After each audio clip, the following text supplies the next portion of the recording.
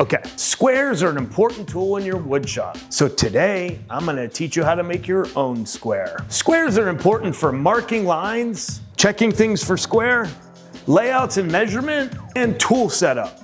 Also, you use them as an assembly aid when you're building things like furniture or cabinets. For this project, I think you should just go to your scrap pile and find some wood that you like to work with. The thing I recommend using is a hardwood, mostly because these are gonna get dropped and banged around. So if you use the softwood, it would be fine, but it just won't last as long.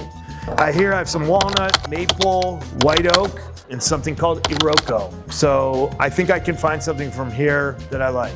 The one thing I'll caution, this piece of white oak, while I like it, it has a knot in it, and that could cause problems. Knot means tension in the wood, and it could twist and turn as you cut it. So we're gonna go ahead and set that off to the side. The first thing I needed to do was cut a couple clean edges on this piece of scrap I had.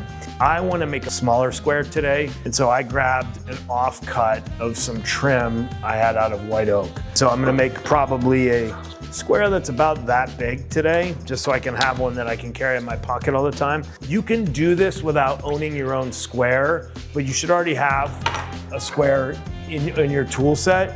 You can get a machinist square off Amazon for like $5 to $10, and I can put a link in the description to show you. You should have one of these, and that'll help you today to make sure you have cuts that are square to work with. This edge right here is my squarest edge, and so we're gonna go ahead and mark that edge. Now I know which edge I need to work from, and I wanna cut basically to create the handle part of it.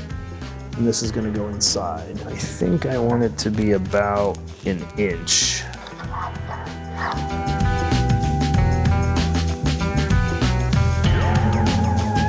It's a little thick.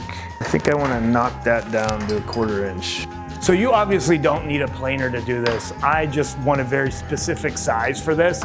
So you can work with whatever size wood you have, any dimension. I just like to have a thicker handle than the actual arm. I sometimes just call it the handle and the arm, but for technical terms, beam and blade. 0.26, 0.65 minus 0.26, 0.39 divided by 2. And then we're gonna use that, and I'm gonna mark my wood on both sides. That should be the exact center. So I did the thickness of this, 0.65, minus the thickness of this divided by 2. So we cut it in half, right? All we're doing is making sure that this piece, the arm piece, is exactly in the middle of the handle piece. That boils it down.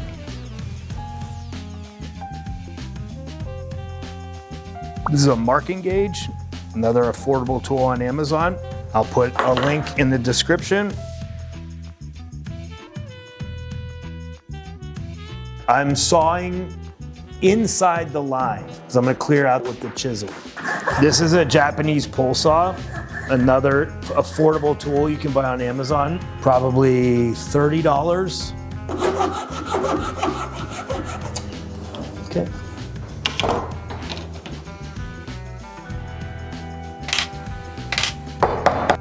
Flip it over. So we have our rough shape for the handle. And go in and clean that out a little bit. Metal machinist file. And just to smooth out the inside, make it a little more square. So we just wrapped up making what's called a bridle joint. We're not gonna glue it yet, but I'm gonna show you another way to make this joint, and it'll be with the table saw. Generally speaking, you want your handle to be double the thickness of the arm. We're gonna take the thickness of the wood. In this case, this is a 1/2 inch. Then I'm gonna divide it by 2, which takes us down to a 1/4 inch, and I'm gonna put a 1/4 inch on my marking blade. We have a mark, and it should be roughly the same thickness as our arm board. We're gonna go over to the table saw, and we're gonna take our blade height. We're gonna cut the arm down to our dimensional thickness, which is gonna be 1 inch. Now we want to set the blade height to the height of this maple, where it's just poking out a little bit on top, just slightly. We want to set the saw up inside our lines. If you're not comfortable with using a table saw, I don't recommend this style, but as long as you take it slow and safe, you'll be totally fine. So now, as you can see, we have a line that's roughly the right size for that. But now we got to cut the middle out. So we have to adjust our saw to be able to cut the middle piece.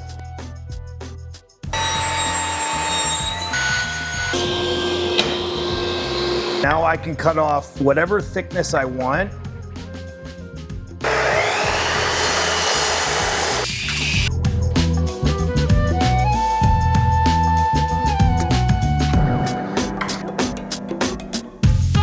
To smooth it out a little bit, you can obviously sand it to any grit you like.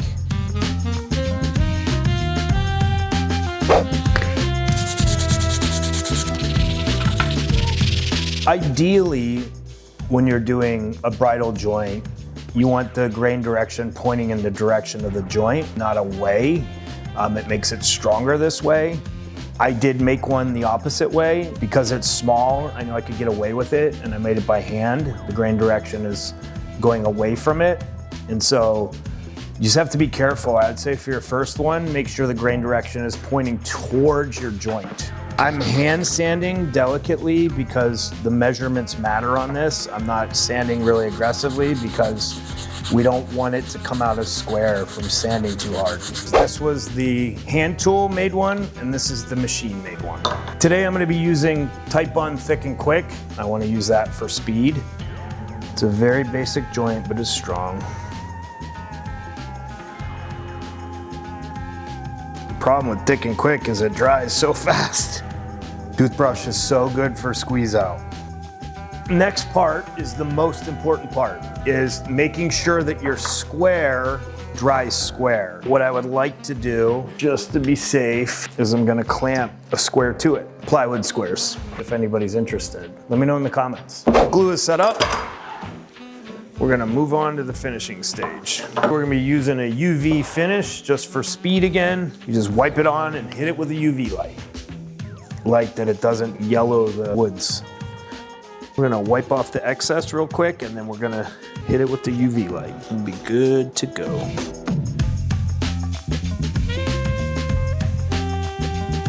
So there you have it, making your own handmade layout square. Making tools and jigs is fundamental to being a good woodworker. So I hope you learned something today. If you did, let us know in the comments. We'd love to hear from you.